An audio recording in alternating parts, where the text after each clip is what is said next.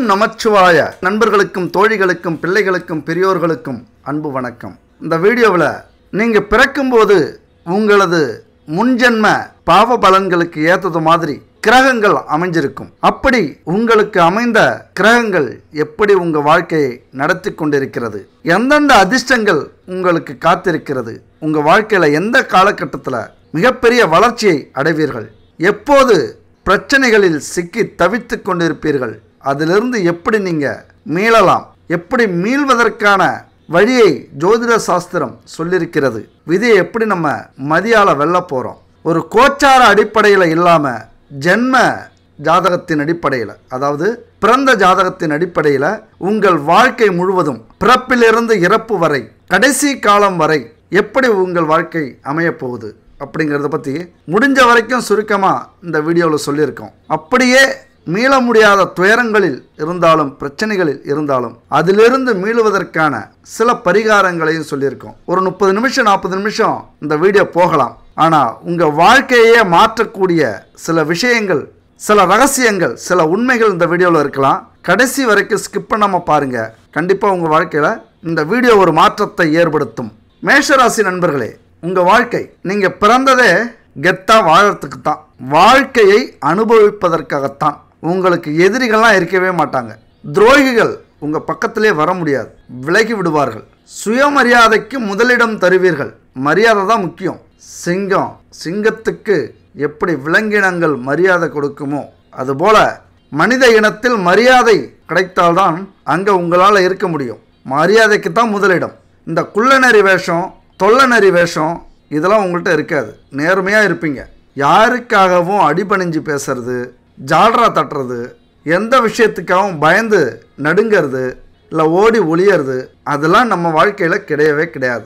அடுத்தவங்க என்ன செய்கிறாங்களோ அதை நம்ம செஞ்சு ஜெயிக்கணும் வாழ்க்கையில் அப்படிங்கிற எண்ணம்லாம் இல்லவே இல்லை. தனக்கென ஒரு பாதை, தனக்கென ஒரு பயணம், தனக்கென ஒரு போராட்டம், தனி வெற்றி, தனக்கென ஒரு புகழ்கொடி வாழ்க்கையில் உருவாக்கக்கூடியவர்கள் சிம்ம ராசி நண்பர்கள். ஏன்னா சிம்ம ராசிக்கு அதிபதி யாரு சொல்லணுமா?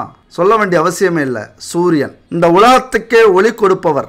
எல்லா கிரகமும் சூரியனுக்கு பயந்துதான் ஆகணும். ஆனால் எந்த கிரகத்துக்கும் சூரியன் பயப்படாது. அதுதான் சிம்ம ராசி. செடி கொடிகளும் மரங்களும் நிறைந்த ஆரண்ய ராசி அப்படின்னு சொல்லுவாங்க சிம்ம ராசியை.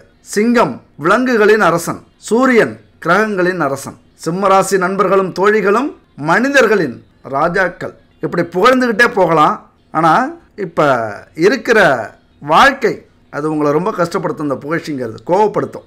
அதனால் ஒரு லிமிட்டோட புகழ்ந்துக்கலாம். அப்போ இந்த பிரச்சனைகளுக்கான காரணங்களிலிருந்து நீங்கள் எப்படி தப்பிக்கலாம் அப்படின்னு ஜோதிட சாஸ்திரம் சொல்கிறது. முதல்ல பிரச்சனைகள் எதனால் வருது? நான் சொல்லிட்டேன், எதிரிகள் இல்லை, துரோகிகள் இல்லை. அப்போ எப்படி பிரச்சனைகள் வருது? அநியாயமாகவும் நம்ம செயல்படலை, யார் வயிற்றுலையும் அடித்து நம்ம வாழலை, யாருக்கும் இத்தனோண்டு துளி துரோகம் கூட பண்ணலை, முடிஞ்ச வரைக்கும் எல்லாரையும் சந்தோஷமாக வச்சுக்கணும் அப்படின்னு நினைக்கிறோம். எந்த வேலைக்கும் தயங்கினதில்லை. வேலைன்னா அப்படி நிற்போம். ஆனால் ஏன் இப்படி நாங்கள் கஷ்டப்படுறோம், ஏன் இப்படி நாங்கள் துன்பத்தில் உழன்று கொண்டு இருக்கிறோம்? நீங்காத பிரச்சனைகள் ஏன் வருது? நோய், வேலை பிரச்சனை, வேலை இல்லை, கடன் அதிகம். சிங்கமாக இருந்தாலும் பல இடங்களில் அசிங்கப்பட வேண்டியது இருக்குது. ஏன் அப்படின்னா இதை எத்தனை பேர் நம்புவீங்களோ நம்ப மாட்டீங்களோ, கர்ம வினைகள் தான் காரணம். நம்முடைய பிறப்பு நாம் முன் ஜென்மத்தில் செய்த பாவ புண்ணியங்களுக்கு ஏற்றது மாதிரி இருக்கும். அந்த நேரத்தில் அந்த கிரகங்கள் அமையும். இந்த ஜோதிடம் அப்படிங்கிறது எது? நம்ம ஒவ்வொருவருடைய ஜோதிடமும் உருவாக்கப்படுவது முன்ஜென்ம பாவ புண்ணியங்களுக்கு ஏற்றது மாதிரி. இந்த 2 விஷயத்துக்காகவும் தான் அந்த ஜோதிடம் அப்படிங்கிற ஒரு அமைப்பு உருவாகுது.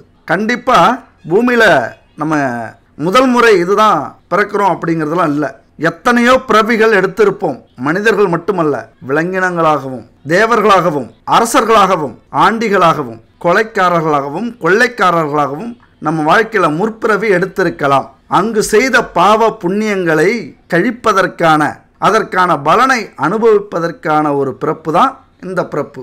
அதை சொல்கிறது தான் ஜோதிடம். அதனால் யாருக்குமே துரோகம் செய்யலை, துன்பம் செய்யலை, கடுமையாக உழைக்கிறோம். ஆனால் கடன் பிரச்சனை, நோய் பிரச்சனை, வேலை இல்லை, நிம்மதி இல்லை, மன உளைச்சல், எல்லாமே காரணம் முற்பிறவி தான். அப்போ அதற்கான பரிகாரங்களை நம்ம செஞ்சுட்டு தான், அந்த கர்ம வினைகளை நம்ம தீர்த்து விட்டு தான் சந்தோஷங்களை அனுபவிக்க ஆரம்பிக்கவே முடியும். இந்த ஒரு விஷயத்தை மட்டும் நீங்கள் புரிஞ்சுக்கணும் அப்படின்னு கேட்டுக்கிறேன். ஏன்னா இதுதான் ஜோதிட சாஸ்திரம், பிரபஞ்சத்தின் விதி.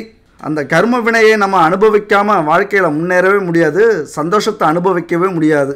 நீங்கள் என்ன திட்டினாலும் சரி, புரியாத மாதிரி நடித்தாலும் சரி, புரிஞ்சுக்கிட்டு அப்போ கர்ம வினைகளை எப்படி நம்ம தீர்க்கிறது அப்படின்னு கேட்டிங்கன்னா அது சரி, அது ரைட்டு. கர்ம வினைகள் நமக்கு கிடைக்கிற துன்பங்கள், துயரங்கள், அவமானங்கள், அசிங்கங்கள், நோய், பிரிவு, மீள முடியாத மன உளைச்சல், தற்கொலை பண்ணிக்கலாமாங்கிற எண்ணங்கள் கூட கர்ம வினைகள். போன ஜென்மத்தில் நம்ம யாருக்கோ மிகப்பெரிய கஷ்டத்தை கொடுத்துருக்கோம், ஏதோ பெரிய தப்பு பண்ணியிருக்கோம். அதனால தான் இந்த ஜென்மத்தில் திருமணம் நடக்கலை, குழந்தை பாக்கியம் இல்லை, சரியான வேலை கிடைக்கல, வருமானமே சுத்தமாக இல்லை, எங்கேயாவது ஊரை விட்டு ஓடி போடலாமா, அல்லது ஆண்கள் பெண்கள் விஷயத்தில் சிக்கி கோர்ட்டு கேஸு வழக்கு இப்படி தவிக்கிறது, பணத்தை பறிகொடுத்துட்டு தவிக்கிறது, நிலத்தை பறிகொடுத்துட்டு தவிக்கிறது, இப்படி பல சங்கடங்களை நம்ம சந்திக்கிறது எல்லாமே முன்னாடி நாம் செய்த பாவங்களுக்கான தண்டனை. அதை இந்த ஜென்மத்தில் நம்ம அனுபவிச்சிட்டோம் அப்படின்னா அதிலிருந்து நம்முடைய யோகம் ஆரம்பிக்குது அப்படின்னு அர்த்தம். நீங்கள் அனுபவிச்சுக்கிட்டு இருந்தீங்கன்னா அதனால சந்தோஷப்படுங்க.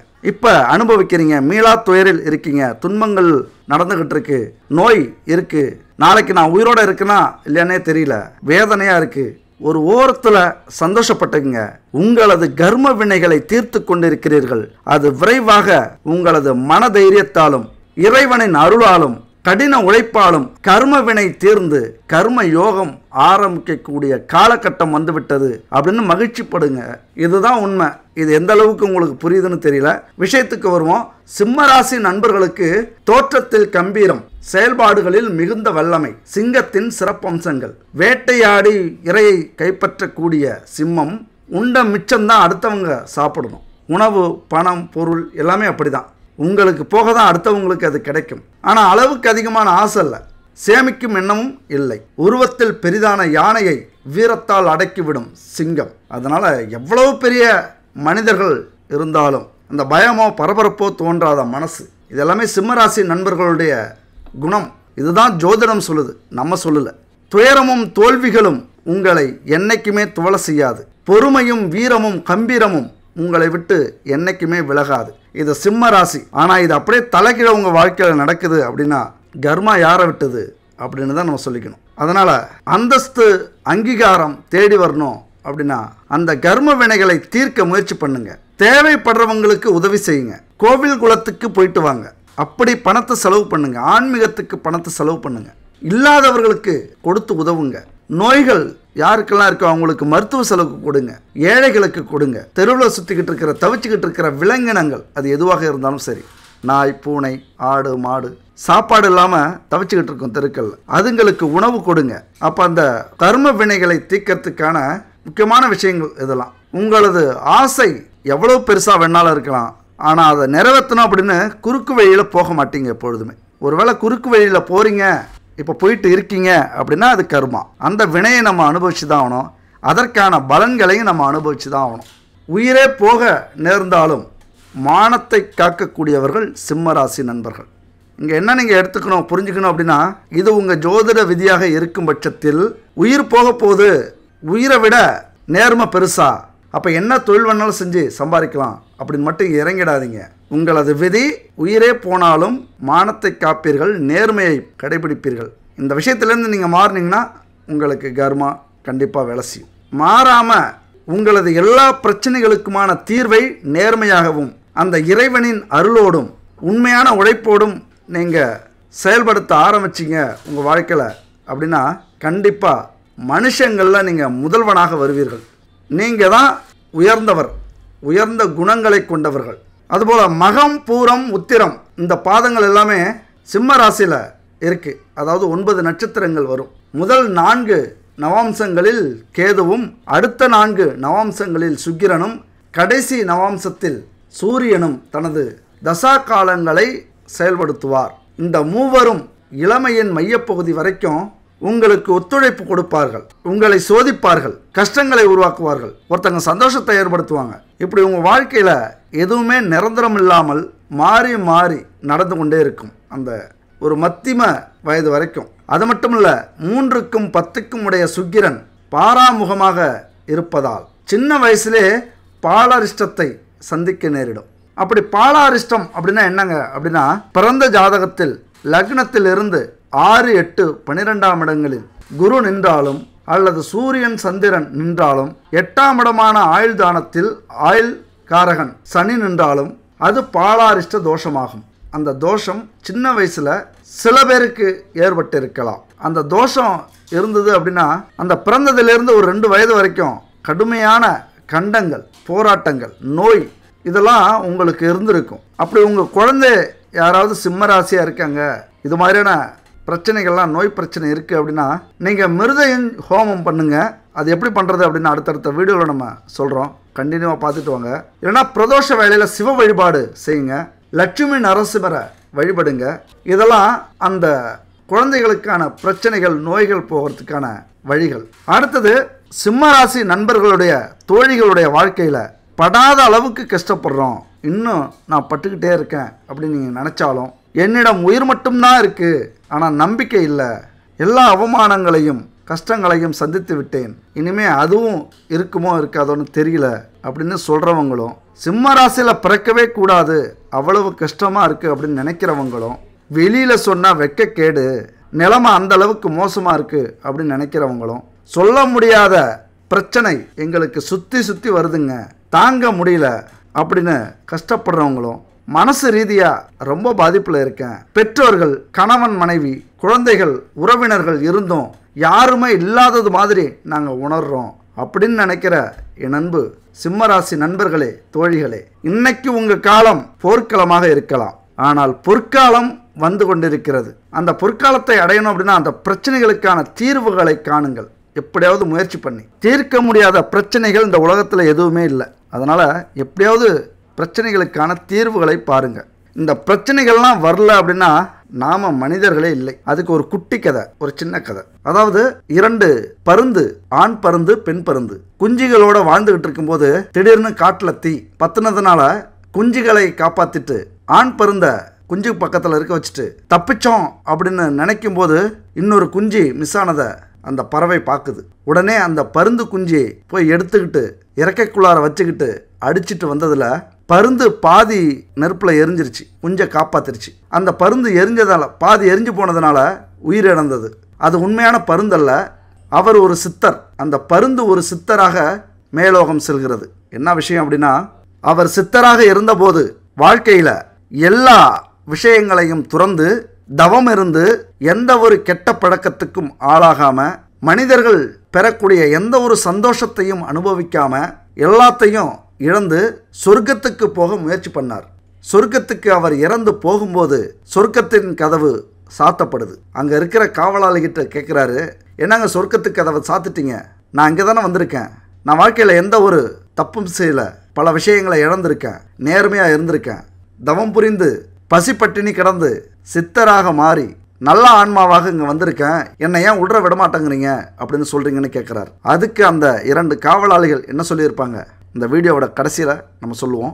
அதுக்கு முன்னாடி உங்கள் வாழ்க்கையிலையும் இப்படி தான் பல சம்பவங்கள் நடந்துக்கிட்டு இருக்கு. என்ன, குடும்பத்துக்கு நேர்மையாக இருக்கோம், நல்லா கஷ்டப்படுறோம், எந்த ஒரு தவறான காரியத்துக்கு நம்ம போகிறதில்ல, சண்டை சச்சரவுக்கு போகிறதில்ல, நேர்மையான வழியில் பணம் சம்பாதிக்க வேலை செய்ய நாங்கள் ஆசைப்படுறோம். நம்ம கடன் பிரச்சனை அதிகமாகுது, அந்த கடன் பிரச்சனையை அடைக்கணும் அப்படின்னா கடன் கொடுத்தவர்களுடைய தொல்லை அதிகமாகுது, திடீர்னு நோய் வருது, திடீர்னு வேலை போகுது, இப்படி வாழ்க்கையில் திடீர்னு நடக்குது. ஆனால் நாங்கள் இருந்தது எல்லாம் நேர்மையாக இருந்தோம், இறைவன் ஏன் எங்களுக்கு இவ்வளவு கஷ்டப்படுத்துகிறார் அப்படிங்கிறது உங்களது கேள்வி. ஒன்று மட்டும் நீங்கள் தெரிஞ்சுக்கணும், பொதுவாகவே வாழ்க்கை ஒரு போராட்டம் தான்.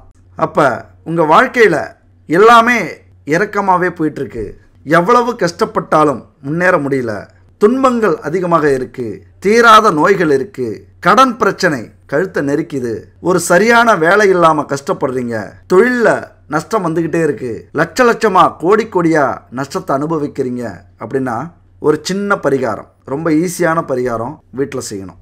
நாம் எப்பொழுதுமே பரிகாரங்களை எளிமையாக சொல்லி மிகப்பெரிய பலனை அனுபவிக்க முயற்சி செய்ய வைப்போம். அதுபோல் இது ஒரு அற்புதமான பரிகாரம், நம்பியவர்களுக்கு மட்டும். உங்கள் வாழ்க்கையில் எல்லா பிரச்சனைகளும் தீர்ந்து செல்வ வளத்தில் மிகப்பெரிய ஆளாக வரணும், எல்லா செல்வங்களும் உங்கள் வீட்டுக்கு கிடைக்கணும், உங்கள் குடும்பத்துக்கு கிடைக்கணும், 7 ஜென்மங்களுக்கும் உங்கள் சந்ததியினருக்கே பணப்பிரச்சனை, செல்வ பிரச்சனை வரக்கூடாது, அதுவும் நேர்மையான வழியில் வரணும், நோய் பிரச்சனை தீரணும், அந்த பணத்தால் கடன் பிரச்சனை தீரணும், நாமளும் இந்த உலகத்தில் எல்லா சந்தோஷங்களையும் அனுபவிச்சுட்டு போகணும் அப்படிங்கிற எண்ணம், ஒரு ஏக்கம் உங்களுக்கு இருந்தால் இந்த பரிகாரத்தை செய்யுங்க.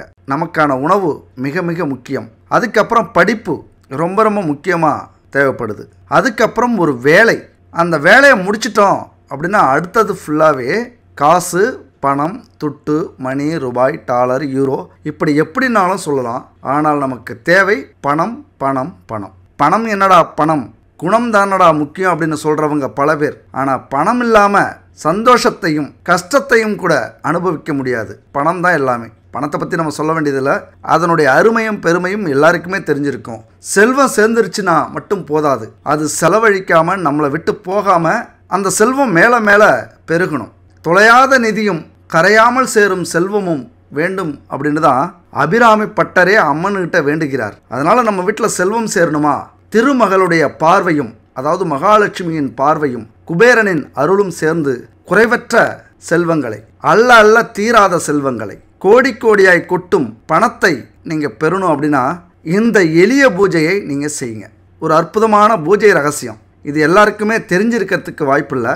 கண்டிப்பாக இந்த பூஜை செஞ்சீங்க அப்படின்னா உங்கள் வாழ்க்கையில் பண கஷ்டம் அதுக்கப்புறம் இருக்கிறதுக்கு ரொம்ப கஷ்டம். இந்த ஸ்லோகம் சொல்வது, மந்திரங்களை படிப்பது, அப்புறம் சுற்றி சுற்றி வலம் வருவது, ஏராளமான பூஜை பொருட்களை வாங்குறது, இப்படி எதுவும் இந்த பூஜைக்கு வேண்டாம். தூர தேசத்துக்கு கோவிலுக்கு போகிறது அதெல்லாம் தேவையில்ல. ஒரு எளிமையான ஒரு பூஜை வீட்டில் நம்ம செய்ய போகிறோம். ஆனால் ஒரு விஷயம் மிக மிக அவசியமாக தேவைப்படுது. என்னென்னா தெய்வ பக்தியும் நம்பிக்கையான வழிபாடும் மிக மிக முக்கியம். இதில் சந்தேகம் உங்களுக்கு இருந்ததுன்னா இதை நீங்கள் கண்டிப்பாக செய்ய வேண்டாம். ஏன்னா உங்களுக்கு பலிக்காது. கடவுள்னா எங்களுக்கு உயிர், கடவுள் தான் எங்களுக்கு எல்லாமே, இந்த உலகத்தில் கடவுளை தவிர நாங்கள் யாரையும் நம்புறதில்ல அப்படின்னு சொல்கிறவங்க இந்த பூஜையை செய்யுங்க. உங்களுக்கு செல்வங்கள் நீங்கள் வேணான்னு சொன்னாலும், ஐயையோ ரைடு வந்துடுவாங்க, ஐடி ஆஃபீஸர் வந்துடுவாங்க அப்படின்னு நீங்கள் பதறினாலும் உங்கள்கிட்ட பணம் கொட்டிக்கிட்டே இருக்கும். உங்கள் வீட்டில் செல்வம் நிரந்தரமாக இருக்கும். அதே நேரத்தில் நேர்மையான வழியில் அந்த செல்வத்தை பெறக்கூடிய வாய்ப்பும் அமையும். அதாவது லாட்ரி மாதிரி விழுந்துடாது, புதையல் மாதிரி உங்களுக்கு பணம் கிடைச்சிடாது. இந்த பூஜை செய்யறதுனால உங்களுடைய எல்லா பிரச்சனைக்குமான தீர்வு கிடைச்சி உங்கள் சிந்தனையில் ஒரு அற்புதமான வேலையோ தொழிலையோ உருவாகி அதுக்கு உசுரை கொடுத்து நீங்கள் போராடி உண்மையாகவும் நேர்மையாகவும் இந்த செல்வத்தை நீங்கள் அடைய போகிறீங்க இந்த பூஜை மூலயமா. அதனால் பூஜை செஞ்சிட்டோம், ஓட்டை பிரித்து விட்ருவோம், மேலேருந்து கொட்டும், இல்லைனா காங்கிரட்டை கொஞ்சம் ஓட்டை போட்டு வச்சுருவோம், மேலேருந்து கொட்டும் அப்படிங்கிறதெல்லாம் விஷயம் இல்லை. நம்ம வாழ்க்கை பல விஷயங்களில் மாற்றம் ஏற்பட்டு எவ்வளவுதான் நம்ம நோயாலும் கடனாலும் குடும்ப பிரச்சனைகளாலும் வேலை நஷ்டத்தாலும் தொழில் நஷ்டத்தாலும் முடங்கி போயிருந்தாலும் சோர்ந்து போயிருந்தாலும் நமக்கு ஒரு சரியான வலிமையை கொடுத்து அடுத்தது நம்ம வாழ்க்கையில் எப்படிலாம் சம்பாதிக்கலாம், எப்படிலாம் உங்களுக்கு லாபத்தை கொடுக்கலாம் அப்படின்னு உங்கள் மூலியமாகவே உங்கள் சிந்தனையிலேயே உதித்து உங்களையே உழைக்க வைத்து முழு பலனையும் கொடுக்கக்கூடிய பூஜை தான் இது. இதுக்கு மேலே இதை நம்ம தெளிவாக சொல்ல முடியாது. இந்த பூஜையை பற்றி உங்களுக்கு இப்போ புரிஞ்சிருக்கும். அடுத்தது பூஜை. இந்த பூஜையை தொடங்கிறதுக்கு சில முன்னேற்பாடுகள் அவசியம். ஒன்று, தொடர்ந்து 9 வாரங்கள் எடுத்துக்கலாம், அல்லது 9 மாதங்கள். எப்படின்னா 9 வாரம் அப்படின்னா வெள்ளிக்கிழமையை தேர்ந்தெடுத்துக்குங்க. 9 மாதங்கள் அப்படின்னா பௌர்ணமி நாளை தேர்ந்தெடுத்துக் கொள்வது மிக சிறப்பு. உங்களுக்கு ஏற்ற நாளை தேர்ந்தெடுத்து வச்சுக்கோங்க முதல்ல. அடுத்தது, ஆணாக இருந்தாலும் பெண்ணாக இருந்தாலும் யார் வேணும்னாலும் இந்த பூஜையை செய்யலாம், எந்த ஒரு தவறும் இல்லை. அதே நேரத்தில் பூஜையை தொடர்ந்து ஒருத்தரே செய்யறது ரொம்ப நல்லது. ஏன்னா அந்த ஆரம்பத்தில் இருக்கிற பயமும் பக்தியும் நம்பிக்கையும் கடைசி வரைக்கும் அவர்களுக்கு இருக்கும். ஒருவேளை முடியவே முடியல, 99% எங்களால் முடியல அப்படின்னு இருந்தால் அந்த குடும்பத்தில் பக்தியும் நம்பிக்கையும் கொண்டவர் வேறு யாராவது உறுப்பினர்கள் இருந்தாங்கன்னா அவங்க செய்யலாம், அது எந்த தப்பும் இல்லை. ஆனால் நம்பிக்கையும் பக்தியும் அவர்களுக்கு இருக்கணும். அதுபோல் இந்த பூஜையில் முடிந்தவரை குடும்பத்தில் இருக்கிற எல்லாரும் கலந்துக்கிறது மிக மிக சிறப்பு. அக்கா, அம்மா, தம்பி, தங்கை, பெரியப்பா, சித்தப்பா, தாத்தா, பாட்டி, எத்தனை பேர் அந்த வீட்டில் வாழ்கிறாங்களோ அவ்வளவு பேரும் அந்த பூஜையில் கலந்துக்கிறது மிக மிக சிறப்பானது. அடுத்தது, இந்த பூஜையை செய்யறதுக்கு ஒரு நாளைக்கு 9 காசுகள் தேவை. 9 நாட்களுக்கும் சேர்த்து 81 நாணயங்கள் எடுத்துக்கொள்ளுங்கள். அந்த நாணயம் 1 ரூபாயாக இருந்தால் 81 நாணயமும் 1 ரூபாயாக இருக்க வேண்டும். 5 ரூபாயாக இருந்தால் 81 நாணயமும் 5 ரூபாயாக இருக்க வேண்டும். 10 ரூபாயாக இருந்தால் 81 நாணயமும் 10 ரூபாயாக இருக்க வேண்டும். உங்கள் வசதிக்கு ஏற்றது மாதிரி நீங்கள் அந்த நாணயத்தை எடுத்துக்கலாம், அந்த காசை எடுத்துக்கலாம். இதில் முக்கியமான விஷயம் 81 காசுகளும் ஒரே காசாக இருக்கணும், அவ்வளோதான். அடுத்தது உங்கள் வீட்டு பூஜை அறையில் என்னென்ன தேவையோ அதெல்லாம் வழக்கமாகவே இருக்கும். கற்பூரம், தீப எண்ணெய், இங்கே நெய் எடுத்துக்கலாம் அல்லது நல்லெண்ணெய் எடுத்துக்கலாம். முடிந்தால் நம்பிக்கை இருந்தால் பஞ்சதீப எண்ணெய் எடுத்துக்கங்க. கொஞ்சம் விலை அதிகமாக இருக்கும், ஆனால் பஞ்சபூதங்களை இங்கு நீங்கள் வசியப்படுத்தக்கூடிய அமைப்பு அதனால் ஏற்படும். அடுத்தது பஞ்சகவ்ய சாம்பிராணி, பஞ்சகவ்ய அகர்பத்தி, இதை எடுத்துக்கங்க. அடுத்தது 9 நாளும் பச்சரிசி மாவால் கோலம் போடணும். அதாவது அந்த எந்திர கோலம், அதை நீங்கள் பச்சரிசி மாவாலையும் போடணும். அதே போல் இன்னொரு எழுத்தை குங்குமத்தால் போடணும் அந்த கட்டம். அதனால் சுத்தமான குங்குமம் வாங்கிக்கோங்க. அதுபோல் பச்சரிசி மாவு கோலம் நீங்கள் அப்பப்போ அரைச்சிக்கலாம். இல்லைன்னா உங்களால் அரைக்க முடியல அப்படின்னா இந்த நம்பருக்கு கான்டாக்ட் பண்ணுங்கள். நம்ம சொன்ன எல்லா பூஜை பொருட்களும் சுத்தமான தரமான பொருட்களை பயன்படுத்தி தயாரிச்சிருக்காங்க, வாங்கிக்கோங்க. நம்ம சொன்னது மாதிரி அதாவது தாழம்பூ குங்குமமும் தரமான குங்குமமாக இருக்குது, நல்லாயிருக்கும். மகாலட்சுமிக்கு பிடித்த குங்குமம் அது. அதுபோல் கோலமாவு கட்டி நீங்கள் தினமும் அரைக்க வேண்டியதில் இவங்க 9 பூஜை பொருட்களை கலந்து இந்த கோலமாவு கட்டியை தயாரிச்சிருக்காங்க. அதுபோல் பஞ்சகாவியத்தில் செய்த எல்லா பொருட்களும் இவங்கள்ட்ட இருக்குது. தீப எண்ணெய், பஞ்சதீப எண்ணெயும் இருக்குது. உங்களுக்கு என்ன பூஜை பொருட்கள் தேவையோ, கற்பூரம், அகர்பத்தி, பஞ்சகாவியத்தில் செய்த அகர்பத்தி எல்லாமே இவங்கள்ட்ட இருக்குது, வாங்கி பயன்படுத்திங்க. இந்த நம்பருக்கு கான்டாக்ட் பண்ணுங்கள். அல்லது தரமான பொருள், சுத்தமான பொருள் எங்கள் வீட்டு பக்கத்தில் இருக்கிற ஸ்டோரூம்லேயோ மார்க்கெட்லேயோ இருக்குது அப்படின்னா வாங்கிக்கலாம், ஒன்றும் பிரச்சனை இல்லை. ஆனால் தரமானது அப்படிங்கிறது மிக மிக முக்கியம். எந்த அளவுக்கு நம்ம செலவை பார்க்காம தரமானது வாங்கி பயன்படுத்துகிறோமோ அந்த அளவுக்கு அதனுடைய பலன் நமக்கு முழுசாக கிடைக்கும். இந்த பூஜை பொருட்கள்லாம் ரெடி பண்ணிக்கிட்டு நீங்கள் பூஜையை ஆரம்பிக்கலாம். அதாவது வெள்ளிக்கிழமை ஆரம்பிக்கிறீங்களோ அல்லது மாதத்தில் ஒரு நாள் பௌர்ணமி அன்னைக்கு ஆரம்பிக்கிறீங்களோ காலையில், அதாவது பிரம்ம முகூர்த்தத்தில் எழுந்திரிச்சா ரொம்ப நல்லது. இல்லை உங்களால் எப்போ முடியுமோ காலையில் ஒரு 5:30 6 மணிக்கு எழுந்திரிச்சு நல்லா குளிச்சுட்டு உங்கள் வீட்டு பூஜை அறையையும் சமையல் அறையும் சுத்தம் பண்ணிட்டு, இப்போ எந்த திசையை நோக்கி நம்ம பூஜை பண்ணுறது அப்படின்னா, மகாலட்சுமி தான் செல்வத்துக்கு அதிபதி. குபேரன் செல்வத்தை பராமரிக்கிற வேலையை செய்கிறார். அதனால் எப்பொழுதுமே குபேரன் படத்தோட மகாலட்சுமியின் படமும் இருக்கிறது மாதிரி நீங்கள் வாங்கிக்கிறீங்க அப்படின்னா இந்த பூஜைக்கு ரொம்பவும் நல்லது. அதுபோல் குபேரன் வடக்கு திசைக்கு அதிபதி. வாழ பிறந்தவனுக்கு வடக்கு அப்படிங்கிற பழமொழி கூட அதனால தான் உருவாச்சு. இப்போ லட்சுமி குபேர பூஜை எந்த திசையை நோக்கி இருக்கணும் அப்படின்னா, இப்போ குபேரன் படமும் விளக்கும் வடக்கு திசையை பார்த்து இருக்கணும். நீங்களும் குடும்பத்தோட உட்கார்றது தெற்கு திசையை பார்த்து உட்காருங்க. இதுல கன்ஃபியூஸ் ஆகாதீங்க. அடுத்தது குபேர பூஜை அப்படின்னா வேத மந்திரங்கள் ஓத கலசம் வச்சு செய்யப்படணும். ஆனா நம்ம சாதாரணமா வீட்டுல செய்யும் போது பூஜை மாடத்துல லட்சுமி குபேர படத்தை வச்சுட்டு 2 பக்கமும் குத்து விளக்கு வைங்க. இந்த படத்துக்கு முன்னாடி வாழை இலை வச்சு அதுல நவதானியங்களை நிரப்பி வச்சுங்க. நவதானியம் அப்படின்னா 9 தானியங்கள்: நெல், கோதுமை, துவரை, பச்சை பயிறு, கொண்டக்கடலை, மொச்சை, கருப்பு எள்ளு, உளுந்து, கொள்ளு, இதுதான் நவதானியம். இந்த நவதானியங்களை அந்த வாழை இலையில பரப்பி வச்சுக்கணும். அதுக்கப்புறம் நடுவுல சுத்தமான தண்ணீர் நிரம்பிய சொம்ப எடுத்து வச்சுக்கங்க. அதுல கொஞ்சம் மஞ்சள் கலந்து விட்டுக்குங்க. அது மேல மாவிலை இருக்குல்ல, அந்த மாவிலைய நீங்க பிச்சு அந்த இலைய மட்டும் சொருகி வச்சிருங்க. அப்புறம் தேங்காய் அது மேல வச்சிருங்க. அதுக்கு மஞ்சள் குங்குமம் வச்சு பூக்களால அலங்கரிச்சு வைங்க அதை சுத்தி. அதுக்கப்புறம் பிள்ளையார் பிடிச்சு வைங்க. மஞ்சள்ல பிள்ளையார் பிடிச்சு முன்னாடி வைக்கணும். இப்ப பூஜையை ஆரம்பிச்சிடலாம். இந்த மகாலட்சுமி போற்றி நம்ம சொன்னதுக்கு அப்புறம் குபேராய நமக, தனபதியே நமக அப்படின்னு குபேர மந்திரங்கள் உச்சரிக்கணும். இந்த மந்திரத்தை 108 முறை அன்னைக்கு, அதாவது பூஜை செய்யற அன்னைக்கு 108 முறை இந்த மந்திரத்தை சொல்லி தாமரை இதழ்கள் இருக்குல்ல, அந்த தாமரை இதழ்களை லட்சுமி குபேரன் போட்டோக்கு போடுங்க. தாமரை இதழ் அப்படிங்கிறது லட்சுமி குபேரனுக்கு உகந்த மலர், அதனால அதை தூவுங்க. குலதெய்வத்தை நினைச்சு மனசார தீபம் ஏத்துங்கள். பஞ்சதீப எண்ணெயாக இருந்தால் ரொம்ப நல்லது, இல்லைன்னா நல்லெண்ணெய் ஏற்றுங்க. நெய் ஊற்றி ஏற்றுங்க, தரமான நெய்யாக இருந்தால் நல்லது. முதல்ல தீபத்தை ஏற்றிட்டு அடுத்தது கற்பூரம் ஏற்றிக்கிங்க. எல்லாரையும் அமர வச்சுக்கிங்க, உங்கள் குடும்ப உறுப்பினர்களை. வீடு முழுவதும் சாம்பிராணி புகை பரவுற அளவுக்கு சாம்பிராணி ஏற்றிக்கிங்க. அடுத்தது குலதெய்வத்தை முதல்ல மனசார வேண்டிக்கிங்க. குலதெய்வத்தை நினச்சி தீபம் ஏற்றுங்க. அடுத்தது பூஜை தடைபடாமல் நடக்கவும் குறைவில்லா செல்வங்கள் கிடைக்கவும் மகா கணபதியை நம்ம மனதார வேண்டிக்கணும். அந்த நாளில் நல்ல நேரத்தில் உங்கள் வீட்டு பூஜை அறையில் ஒரு பலகை எடுத்துக்கங்க.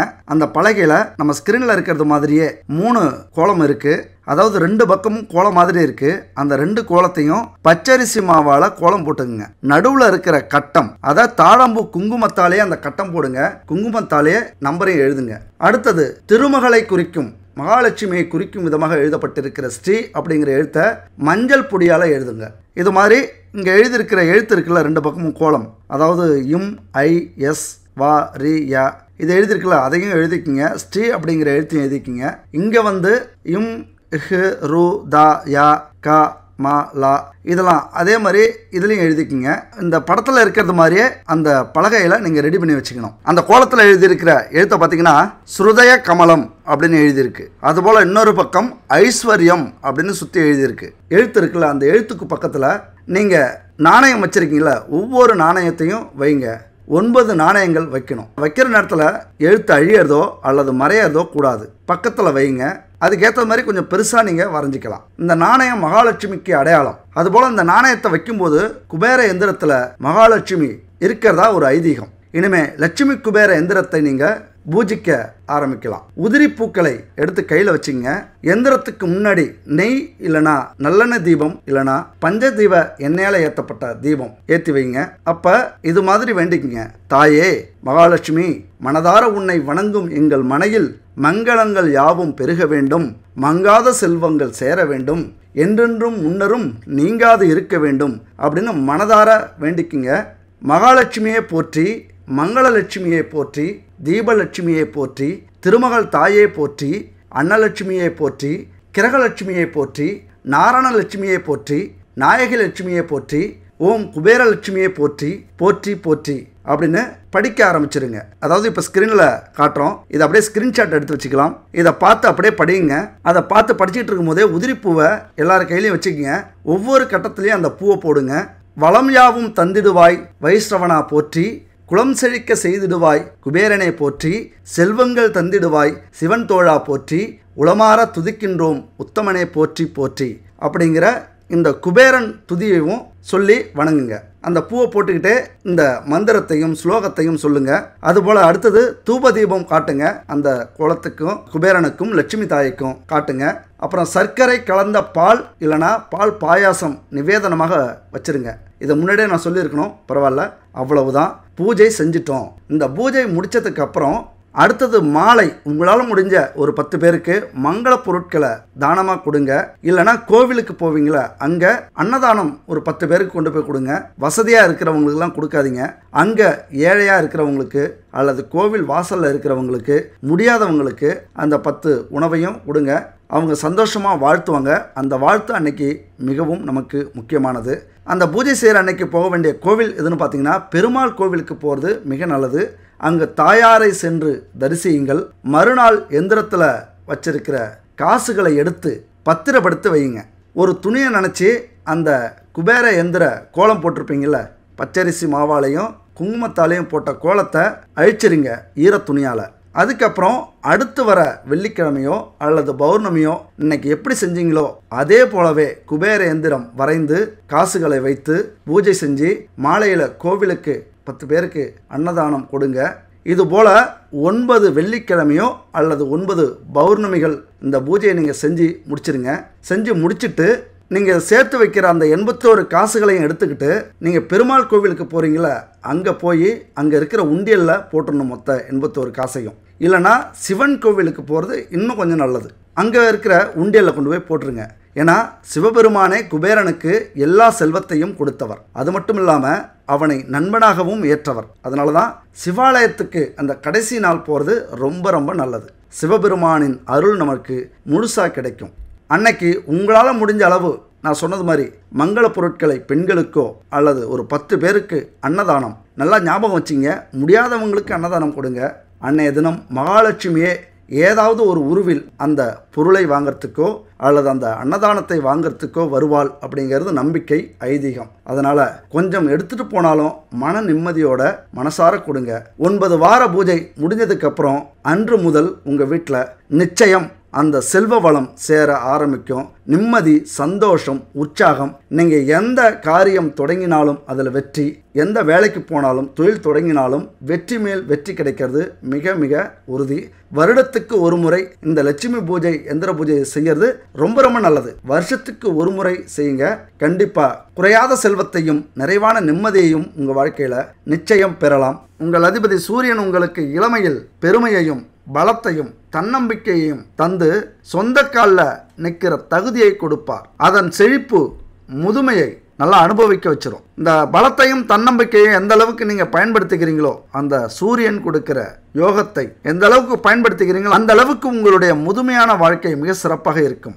அதே நேரத்தில் பலம் குன்றிய சுக்கிரனும் சூரியனும் பல கஷ்டங்களை கொடுத்து, பிரச்சனைகளை கொடுத்து, அதிலிருந்து சிக்கி சின்ன பின்னமாகி பாடத்தை கற்றுக் கொடுத்துட்டு வெளியில் வர செய்கிற அளவுக்கு அவர்கள் கஷ்டப்படுத்துவாங்க. அதிலிருந்து மீண்டு வெளியில் வந்துட்டீங்க அப்படின்னா உயர்வை எட்ட வைப்பார்கள். அதுக்கப்புறம் வெற்றி படிக்கட்டுகளை காட்டுவார்கள். அந்த வெற்றி படிக்கட்டு எப்படி தெரியுமா இருக்கும்? வெள்ள வெளியேர்னு ஒளிகள் பொருந்தியதாக மிக உயரமான இடத்துக்கு போயிட்டே இருக்கும். அந்த வெற்றி படிக்கட்டுகள் மிக உயர்ந்த புகழை அடைவதற்கான அந்த படிக்கட்டுகள் உங்களை கொண்டு போய் விடும். அதுதான் உங்கள் அதிபதி சூரியன். அதனால் எவ்வளவு கஷ்டங்களை சந்தித்தாலும் அதை தாண்டி வெளியில் வர்றது எப்படின்னு பார்த்துக்குங்க. அதை முயற்சி பண்ணுங்க. சோர்ந்து போகக்கூடாது அப்படிங்கிறது அதனுடைய அர்த்தம்.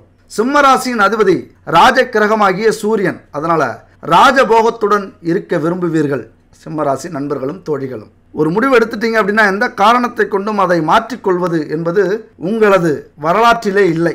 எழுந்தாலும் வீழ்ந்தாலும் அந்த முடிவு தான் எனக்கு கடைசி வரைக்கும் அப்படின்னு பிடிவாதமாக இருந்து ஜெயிப்பீங்க. ஆனால் இங்கே நீங்கள் என்ன கவனிக்கணும் அப்படின்னா, அந்த முடிவை நீங்கள் சரியான முடிவை எடுக்க வேண்டியது தான் உங்களது கடமை, பொறுப்பு. எந்த அளவுக்கு ஒரு சரியான முடிவை எடுக்கிறீங்களோ அந்த அளவுக்கு உங்கள் வாழ்க்கையில் மிகப்பெரிய வளர்ச்சியை அடைய முடியும். சிந்தனை, சொல், செயல் இப்படின்னு எல்லாத்துலேயும் வேகம் இருக்கும். யாருக்கும் கட்டுப்பட மாட்டீங்க. உங்கள்கிட்ட வேணா எதுவாக இருந்தாலும் கற்றுக்கலாம். நீங்கள் வச்சது தான் சட்டம். உங்களுக்கு எல்லாமே தெரியும். இதுதான் சில நேரத்தில் உங்களுக்கு நல்லதையும் செய்யும், கெடுதலையும் செய்யும். இந்த இடத்துல நம்ம தடம் மாறும்போது தான் நம்மளுடைய வாழ்க்கை கொஞ்சம் பிரச்சனைக்கு உள்ளாக மாறுகிறது. சிந்தனை, சொல், செயல் இதில் சரியாக இருந்துச்சு அப்படின்னா அதற்கான பலனை நீங்கள் எப்படி உடனே எதிர்பார்க்குறீங்களோ, உடனே உங்களுக்கு கிடைக்கலனாலும் கொஞ்சம் தள்ளியாவது கிடைக்கும். ஆனால் கண்டிப்பாக உங்களுக்கு கிடைக்கும். இதுதான் ஜோதிட விதி. கூட இருந்தே துரோகம் செய்கிற யாரையும் உங்களுக்கு பிடிக்காது. அவங்க முகத்தில் கடைசி வரைக்கும் முடிக்க மாட்டீங்க. உணவு விஷயத்தை பொறுத்த வரைக்கும் சூடாக இருக்கணும், சுவையாக இருக்கணும். விரும்புகிறீங்களா? பழைய சோறா கண்ணால் காட்டக்கூடாது. இந்த சாப்பாட்டாலே குடும்பத்தில் பல பிரச்சனைகள் வரும். சிம்மராசி நண்பர்களுடைய வாழ்க்கையிலையும் குடும்பத்திலையும். அப்போ இந்த ராசிக்கு 2ஆம் இடமான தனம், குடும்பம், வாக்குஸ்தானத்துக்கு அதிபதி புதன் வருகிறார். என்னைக்குமே பணத்துக்கு கஷ்டப்பட்டோம் அப்படிங்கிற பேச்சு வராது. ஆனால் கடன் வாங்கி அடுத்தவங்களுக்கு கொடுத்து கஷ்டப்பட்டோம், அடுத்தவங்களுக்கு ஜாமீன் கையெழுத்து போட்டு கஷ்டப்பட்டோம், தேவையில்லாத செலவு செஞ்சு கஷ்டப்பட்டோம் அப்படின்னு வேணா சொல்லலாம். ஏன்னா காசு கையில் தங்காதபடி செலவுகள் இருந்து கொண்டே இருக்கும், தொடர்ந்து கொண்டே இருக்கும். புதன் பேச்சுக்கு, சிந்தனைக்கு அதிபதி. அதனால் யோசித்து நீங்கள் செயல்பட்டீங்க அப்படின்னா இந்த பிரச்சனைகளே வராது. அப்போ நீங்கள் இப்போ எப்படி இருக்கீங்களோ அதுக்கேற்றது மாதிரி நீங்கள் சிந்திச்சுக்கிங்க. அப்போ யோசிக்கலை அப்படின்னு அர்த்தம். ரொம்ப பணத்துக்கு கஷ்டமாக இருக்குது உங்களுக்கு அப்படின்னா நீங்கள் யோசிக்காமல் பல விஷயங்களை செஞ்சுருக்கீங்க, எல்லாரையும் நம்பி ஏமாந்துருக்கீங்க. குடும்பத்தில் இதே தான், சிந்திக்காமல் தோற்று போயிருக்கிறீர்கள், குடும்ப பிரச்சனை உருவாகி இருக்கு, வேலை இடத்துல சரியான முடிவு எடுக்காமல் விட்டுட்டீங்க. ஏன்னா புதன் உங்களுக்கு தனம், குடும்பம், வாக்குஸ்தானத்தில் இருக்கிறார், அதிபதியாக இருக்கிறார். இதெல்லாம் சிந்தித்து செயல்பட சொல்லியிருப்பார். நீங்கள் அப்படி செயல்பட்டீங்களா அப்படின்னு யோசிச்சு பாருங்கள். இப்போ நடக்கிற உங்கள் வாழ்க்கையில் இருக்கிற பிரச்சனைக்கு ஏற்றது மாதிரி எந்த இடத்துலையாவது தடம் புரண்டு இருந்தீங்க, வார்த்தைகள் மாறி இருந்தது அப்படின்னா அதுக்கு காரணம் புதனை சொல்லி பயனில்லை. நீங்கள் தான் காரணம். உங்களுடைய கர்ம வினைகள் தான் காரணம். சுகஸ்தானம் மற்றும் தாயார் ஸ்தானம் ஆகிய 4ஆம் இடத்துக்கும், பாக்யஸ்தானம் மற்றும் தந்தை ஸ்தானம் ஆகிய 9ஆம் இடத்துக்கும் செவ்வாயே வருகிறார். அப்போ சூரியனும் உங்கள் அதிபதியும் இந்த செவ்வாயும் நட்பு கிரகங்கள். பெற்றோர்கள் நலமாக இருப்பார்கள். பெற்றோர்கள் பாராட்டும்படியான வாழ்க்கையை நீங்கள் வாழ்வீங்க.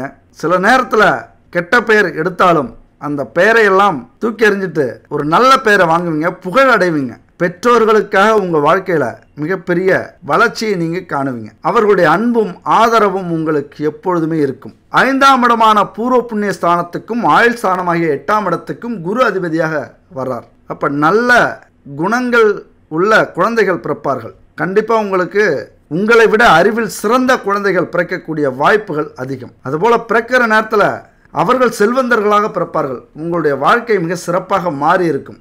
இல்லைனா அவங்கள பார்த்து நீங்கள் திருந்தி போயிடுவீங்க, சிறப்பாக மாற்றிப்பீங்க. அநேகமாக உங்களது வாழ்க்கை எப்படி வேணாலும் போயிருக்கலாம். ஆனால் குழந்தைகள் பிறக்கிற நேரத்தில் உங்கள் மனமும் செயலும் மாறிப்போகும். அவர்களுக்காக வாழ ஆரம்பிச்சிருவீங்க.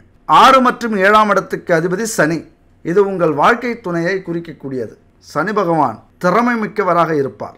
உங்களது துணை திறமை மிக்கவராக இருப்பார்கள். அதாவது கணவனோ மனைவியோ. நீதி நேர்மையை உங்கள் வாழ்க்கையில் அவர்கள் செயல்பட வைப்பார்கள். நீதியோடும் நேர்மையோடும் இருக்கணும் அப்படின்னு உங்களுக்கு பாடம் எடுப்பாங்க. உங்களை கவனிச்சுக்கிட்டே இருப்பாங்க. ஏன்னா எல்லாரையும் விட அவர்கள்தான் உங்கள் மீது அக்கறை கொண்டவர்கள், உங்களது துணை. அதனால் நீங்கள் தவறான பாதைக்கு சென்றுவிடக்கூடாது அப்படின்னு பல நெறிமுறைகளை உங்களுக்கு சொல்லி கொடுத்து வழி நடத்துவார்கள். உண்மையாக சிம்மராசி நண்பர்கள்லாம் தோழிகள்லாம் கொடுத்து வச்சவங்க. ஏன்னா துணையின் மூலம் உங்களுக்கு பெரிய வளர்ச்சிகள் கிடைக்கும். அவங்க சொல்கிறத கொஞ்சம் கேளுங்க. ஏன்னா சனி பகவான் நீதிக்கும் நேர்மைக்கும் சொந்தக்காரர். தப்பு செஞ்சீங்க அப்படின்னா என்னாகும்? அவர் கொடுக்கிற தண்டனை மாதிரி யாராலையும் கொடுக்க முடியாது. நல்லது செஞ்சீங்க, நல்லவர்களாக நடந்துக்கிட்டீங்க அப்படின்னா அவர்கள் கொடுப்பதை மாதிரி யாராலும் கொடுக்க முடியாது யோகங்களை. குடும்ப வாழ்க்கையில் நேர்மையாக இருக்கிறது, துணைக்கு துரோகமோ கெடுதலோ செய்யக்கூடாதது ரொம்ப ரொம்ப முக்கியம். பணிஞ்சு போகிறது ரொம்ப முக்கியம். படித்த படிப்புக்கும் செய்கிற வேலைக்கும் சம்பந்தம் இருக்காது. ஆனாலும் நீங்கள் ஒரு கம்பெனி வச்சு நடத்துவீங்க, குறைஞ்சது ஒரு 40 பேராவது உங்கள்கிட்ட வேலை செய்வாங்க. அடுத்தவங்களுக்கு வேலை சொல்லி தான் உங்களுக்கு பழக்கம். பெயர், பணம், புகழ் எல்லாம் ஒன்றா கிடைக்கும், ஒரே துறையில் கிடைக்கும். சரியான பதவியை தேர்ந்தெடுப்பீர்கள். ஒரு லெவலுக்கு மேலே வாய்ப்புகள் கிடைக்கும் வரை காத்திருப்பீர்கள். கிடைத்த உடனே கொத்துப்பீங்க. அப்போ இதில் ஏதாவது மாற்றம் இருந்தா, இல்லை எனக்கு 50 வயசு ஆகுது, இது வரைக்கும் ஒரு வேலை இல்லை, ஒரு பணம் இல்லை, என் வாழ்க்கை ரொம்ப மோசமாக போயிட்டு இருக்கு அப்படின்னு நினைக்கிறீங்க அப்படின்னா இங்கே தான் கர்ம வினைகளை பற்றி நம்ம யோசிக்கணும். நீங்கள் செய்த விஷயங்கள் எல்லாமே எப்படி இருந்தது? நேர்மையாக இருந்துச்சா? யாருக்கும் துரோகம் இல்லையா? எல்லாருக்கும் கட்டுப்பட்டு, உண்மைக்கும் நேர்மைக்கும் கட்டுப்பட்டு வாழ்ந்தீர்களா? அந்த ஆணவம் இல்லாமல், குடும்பத்தில் அதிகாரம் இல்லாமல், வேலை செய்கிற இடத்துல ஒரு தொழிலில் சரியாக சிந்தித்து செயல்பட்டீங்களா அப்படின்னு நீங்கள் சுய பரிசோதனை செய்யக்கூடிய காலகட்டம் இது. வீடு யோகம்லாம் எப்படி இருக்கும் அப்படின்னா, பூர்வ புண்ணிய பலத்தால் பிறக்கும் போதே சொந்த வீடு அமைகிற வாய்ப்பு இருக்கும். ஆனால் சிம்மராசி நண்பர்கள் பிறக்கும் போதே ஒரு நல்ல நிலைமையில தான் இருப்பாங்க உங்கள் குடும்பத்தார்கள். அப்படி இல்லைன்னா கணவன் வழியிலோ மனைவி வழியிலோ ஒரு நல்ல சொந்த வீடு அமையும். கணவனாக இருந்தால், இப்போ நீங்கள் ஆண்களாக இருந்தால் வீட்டோட மாப்பிள்ளையாக போகக்கூடிய வாய்ப்பு வரும். ஆனால் அந்த வீடு உங்களை நம்பி இருக்கும். வீட்டோட மாப்பிள்ளை அப்படின்னா கௌரவ குறைச்சல் நினைக்காதீங்க. அந்த வீடு உங்களை நம்பி இருக்கும். வீட்டோட மாப்பிள்ளையாக மாற்றிக்கொள்ளும். உங்களை ஒரு மகனாக நினச்சிப்பாங்க. இதெல்லாம் தாண்டி அங்கேயும் நடக்கலை அப்படின்னா சொந்த உழைப்பில் சொந்த வீடு வாங்க வேண்டும் அப்படிங்கிறது விதி. நீங்கள் சொந்த உழைப்பில் சொந்த வீடு எப்போ வாங்குவீங்க அப்படின்னா 50லிருந்து 60 வயதுக்கு மேல் சொந்த வீடு சொந்தமாக உழைச்சி வாங்குவீங்க. அப்போதான் உங்களால் முடியும் அப்படிங்கிறது விதி, ஜோதிட விதி. அதுக்கப்புறம் நீங்கள் எத்தனை வீடு வேணாலும் வாங்குவீங்க, எத்தனை பெரிய கோட்டை வேணாலும் கட்டுவீங்க. ஆனால் அது வரைக்கும் உங்களது வாழ்க்கை போராட்டம் தான். இந்த போராட்ட களத்தை சந்தித்து ஜெயிக்கிறீங்க அப்படின்னா அதுக்கப்புறம் பொற்காலம் தான் வீட்டில். சிம்மராசி நண்பர்களுக்கு சூரியனை வணங்குங்க. சூரியன் தான் உங்கள் அதிபதி. இந்த மந்திரத்தை சொல்லுங்க. அதாவது நவக்கிரக கோவிலுக்கு போயிட்டு வாங்க, சிவன் கோவிலுக்கு போங்க, அங்க சூரிய பகவான் இருப்பாங்க, நவக்கிரக சிலை இருக்கும். ஜூம் சூர்யாய நம அப்படிங்கிற மந்திரத்தை 11 முறை இல்லைன்னா 108 முறை அங்கே சொல்லுங்க. பரவாயில்ல, ஒரு 15 நிமிஷம் ஆகட்டும். கோயிலெலாம் சுற்றி வந்துட்டு சிவபெருமானை கும்பிட்டுட்டு 9 முறை நவக்கிரகத்தை கும்பிட்டுட்டு உட்காருங்க. ஒரு இடத்துல, ஒரு அமைதியான இடத்துல உட்காருங்க. நவக்கிரகம் முன்னாடி அந்த 9 சிலைகள் இருக்கும்ல, அதுக்கு முன்னாடி உட்காருங்க. அமைதியா 108 முறை சொல்லுங்க. அதுபோல் 5 கூடைய குரு பூர்வ புண்ணியத்தை சொல்றதுனால அவரையும் மனசில் நினைச்சுக்குங்க. குரு பகவானை வழிபடுங்க. நீங்க எப்ப கோவிலுக்கு போனாலும் சூரியனை ஒரு டைம் இந்த மந்திரத்தை சொல்லுங்க 108 முறை. அதுபோல குரு பகவானுக்கு இந்த மந்திரத்தை சொல்லுங்க. கும் குருவே நம, கும் குஜாய நம அப்படிங்கிற இந்த குரு பகவான் மந்திரத்தையும் சொல்லுங்க. இந்த 2 மந்திரத்தையும் எப்ப போனாலும் சரி மாறி மாறி 108 முறை சொல்லிட்டு வாங்க. முடிஞ்ச வரைக்கும் வியாழக்கிழமை போகிறது நல்லது. சூரிய பகவானுக்கு ஞாயிற்றுக்கிழமை போங்க சிவன் கோவிலுக்கு. அதாவது இந்த ஜூம் சூர்யாய நம அப்படிங்கிற மந்திரத்தை சொல்லணும் அப்படின்னா ஞாயிற்றுக்கிழமை போயிட்டு சிவன் கோவிலில் இந்த மந்திரத்தை 108 முறை சொல்லுங்க. நீங்கள் வியாழக்கிழமை போறீங்க அப்படின்னா குரு பகவானுக்கு இந்த கும் குருவே நம, கும் குஜாய நம அப்படிங்கிற மந்திரத்தை 108 முறை சொல்லுங்க. இது சிறந்த வழிபாடு.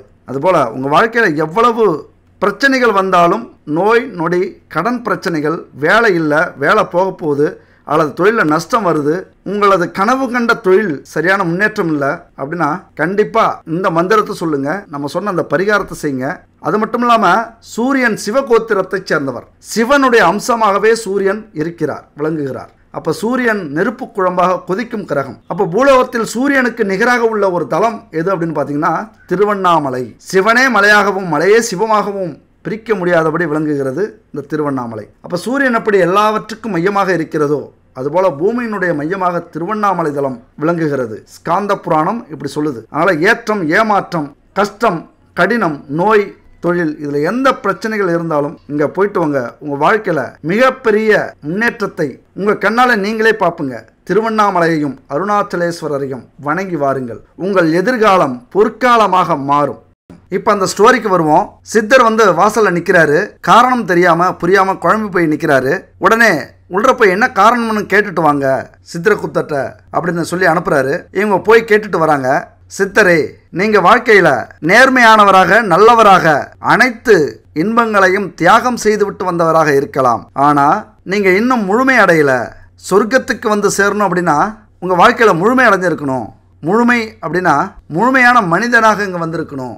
முழுமையான மனிதன் அப்படின்னா திருமணம் செய்து குழந்தை குட்டிகளோட வாழ்ந்து அவர்களுக்காக கஷ்டப்பட்டு, ஒரு குடும்பம் அப்படின்னா எவ்வளவு பிரச்சனைகள் வருமோ அந்த பிரச்சனைகளை எல்லாத்தையும் அனுபவிச்சு அந்த வாழ்க்கையில் போராடி அங்கு தோல்விகள், அவமானங்கள், கஷ்டங்கள், நஷ்டங்கள், நோய், பிரச்சனைகள் இதையெல்லாத்தையும் சந்திச்சுட்டு கடைசியாக ஒரு சித்தராகவோ முனிவராகவோ இறந்திருந்தீங்க அப்படின்னா கண்டிப்பாக உங்களுக்கு இந்த கதவு திறக்கப்பட்டிருக்கும். அப்படி உங்கள் வாழ்க்கையில் இந்த கதவு திறந்திருக்கணும் அப்படின்னா குடும்ப வாழ்க்கையில் நேர்மையை கடைபிடிச்சு குடும்பத்துக்காக கஷ்டப்பட்டு நீங்கள் வந்திருக்கணும். இது எந்த ஒரு விஷயத்தையுமே நீங்கள் அடையாமல் நேராக வந்துட்டீங்க. அதனால் மறுபடியும் உங்களுக்கு இந்த பூமி காத்திருக்கு, போய் அந்த குடும்ப வாழ்க்கையை வாழ்ந்துட்டு வாங்க அப்படின்னு அனுப்பி வைக்கிறாங்க. அவர் போய் குறைந்த வருஷம் வாழக்கூடிய பருந்து வாழ்க்கையை எடுக்கிறார். இதுதான் அந்த சித்தர் ஸ்டோரி. அதாவது ஒரு முழுமையான மனுஷன் அப்படின்னா எல்லா பிரச்சனையும் அனுபவிச்சு தான் ஆகணும். அதனால எல்லா பிரச்சனைக்கும் நம்ம பயந்து எந்த பிரச்சனையாக இருந்தாலும் விலகி ஓடணும் அப்படின்னா நாம ஒரு முழு மனிதனாக வாழ முடியாது, இருக்க முடியாது. அதனால வாழ்க்கை அப்படின்னா போர்க்களம் தான். அந்த போர்க்களத்தை போராடி பொற்காலமாக மாற்ற வேண்டிய பொறுப்பும் முயற்சியும் நம்ம கையில் இருக்குது. அதற்கான காலம் கணிஞ்சிருச்சு. இப்போ இருக்கிற கிரக நிலையை வச்சு உங்கள் வாழ்க்கையில் எப்படி முன்னேறலாம், எப்படி பிரச்சனைகளுக்கு தீர்வு காணலாம் அப்படின்னு முயற்சி பண்ணுங்க. வெற்றி உங்களது. அடுத்த ஒரு அற்புதமான வீடியோவில் சந்திப்போம். நன்றி, வணக்கம்.